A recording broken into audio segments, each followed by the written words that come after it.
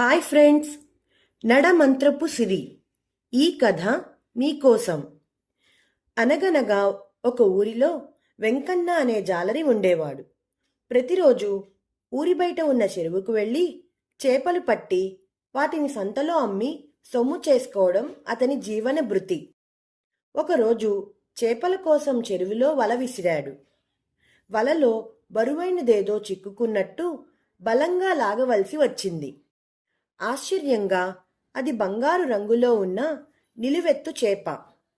ఇంకా చిత్రంగా ఆ చేప మాట్లాడసాగింది. అది జాలర్ని ఉద్దేశించి, ఓ జాలరి, నేను ఈ చెరువుకు రాణి చేపను. నీ చేపల వేట వలన ఈ చెరువులోని చేపల మనుగడకు ముప్పు వాటిల్లుతున్నది. అందువల్ల నేటి నుండి నువ్వు ఇక్కడ చేపలు పట్టడం మానేయాలి.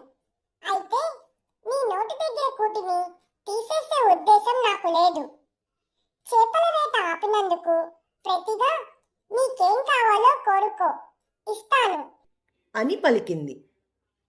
అమాయకుడైన వెంకన్నకు ఏం కోరుకోవాలో అర్థం కాక, నేను రేపు వచ్చి అడుగుతాను అని చెప్పి రాణి చేపను వల నుండి విడిచిపెట్టి ఇంటి దారి పట్టాడు.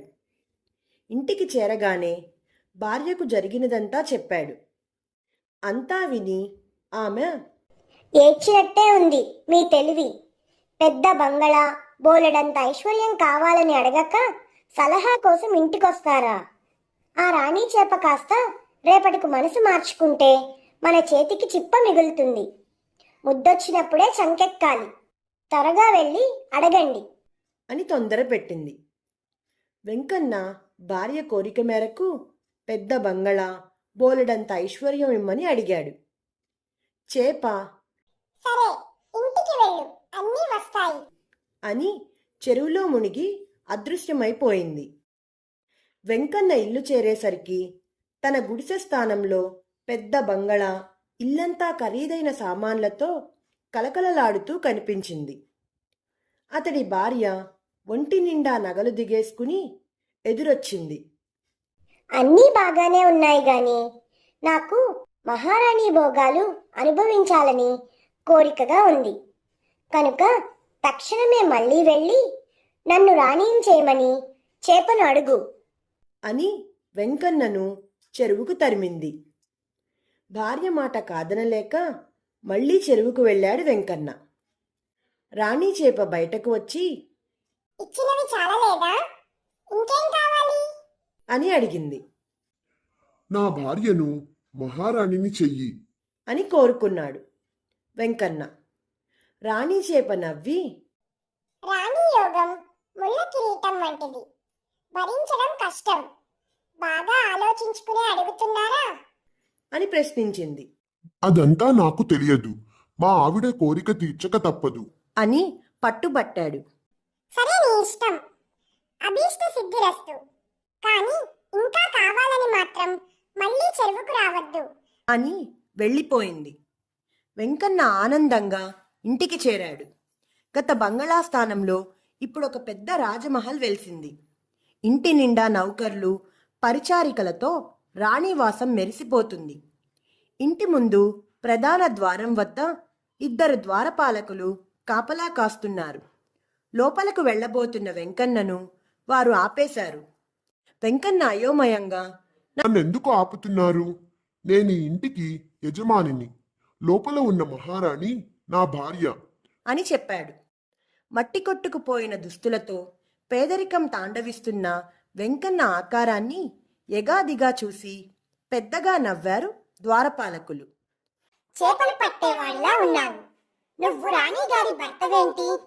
పో పో అని కసిరిపారేశారు. వెంకన్న లబలబలాడాడు.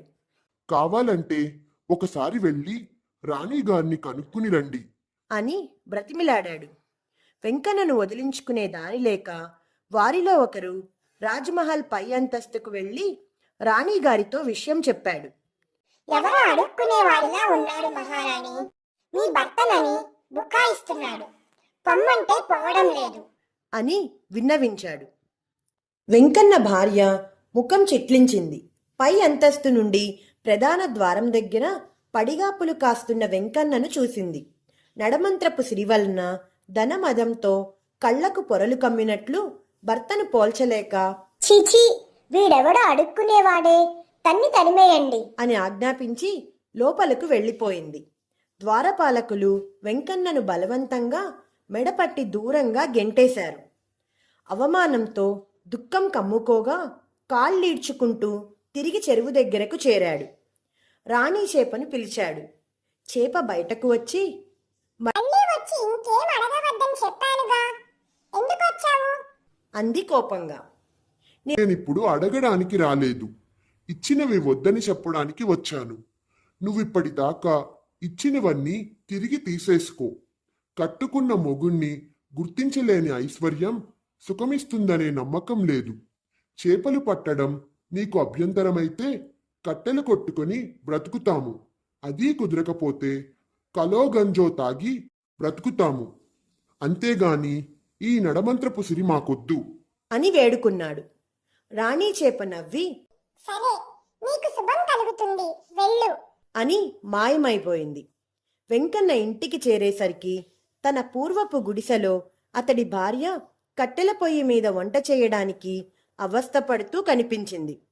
భర్తని చూస్తూనే ఆప్యాయంగా ఇంత ఆలస్యమైందేం? త్వరగా కాళ్ళు చేతులు కడుక్కొని రండి, భోజనం వడ్డిస్తాను అంది. వెంకన్న ఊపిరి పీల్చుకొని మనసులోనే రాణి చేపకు కృతజ్ఞతలు చెప్పుకున్నాడు. ఈ కథ మీకోసంలో. ఈ కథ మీకు నచ్చిందా పిల్లలు? నచ్చినట్టయితే లైక్ చేయండి, షేర్ చేయండి, కామెంట్ చేయండి, ఇంకా సబ్స్క్రైబ్ కూడా చేసుకోండి. గంట కొట్టని వాళ్ళు కూడా గంట కూడా కొట్టండి.